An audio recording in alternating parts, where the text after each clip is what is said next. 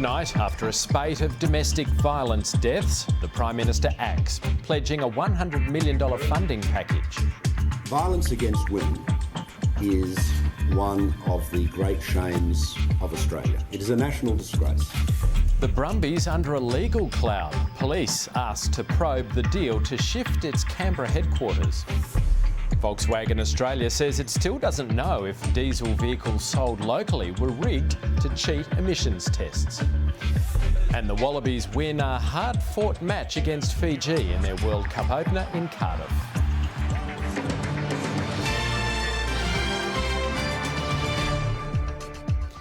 Good evening, Craig Allen with ABC News.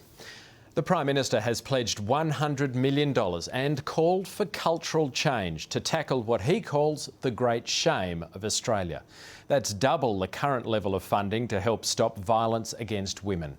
The money will go towards practical measures to keep women and children safe. In 1994, Anne O'Neill's estranged husband broke into her home and shot and killed her 2 young children. One of the worst recent domestic violence cases involves a man charged with the murder of his stepdaughter. He remains in custody after his case was heard in a Hunter Valley court today. Arriving in the back of a police van to the Maitland local court this morning, Australian reporter Peter Grester has welcomed the release and pardon of his Al Jazeera colleagues. Mohammed Fahmy and Bahir Mohammed were freed by the Egyptian president ahead of his trip to the UN in New York. But Grester still has a criminal conviction and says the fight is not over to clear his name and those of other journalists convicted in Egypt.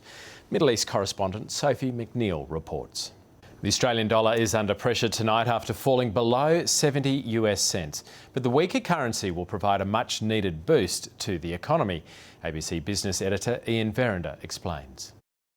The market experienced a decent bounce today after Wednesday's selling frenzy, although it only managed to claw back about 2/3 of the losses. Instead, all eyes were on the little Aussie battler, or is that little Aussie bleeder? Once again, it was down against all the major currencies.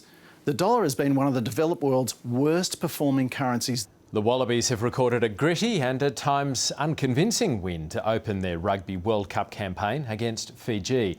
Japan couldn't repeat their surprise win over South Africa, while France thrashed Romania. Well, to the weather now, and it's been a cool and sunny but windy day here in Canberra. A few sleety showers this morning as well. We only hit a top of 13 degrees. There were some reasonable rainfalls in the alpine areas with some fresh snow up in higher parts and scattered showers down along the coast. Generally cooler weather though, with a brisk southerly. 13 at Nowra, Yass 15, Cooma only reached 8. It was dry through the west and north of the country today. 23 degrees in Brisbane, Sydney 16, and still warm over in the west. There's coastal cloud over the east from that offshore low pressure trough with cool southerly winds persisting over the southeast of the country.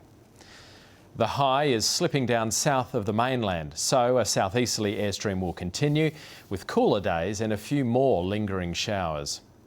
Sydney and Brisbane will see some rain from that same pattern. It'll be cool but fine in the southern capitals. 17 in Melbourne tomorrow, Hobart 16, Adelaide sunny and a top of 20.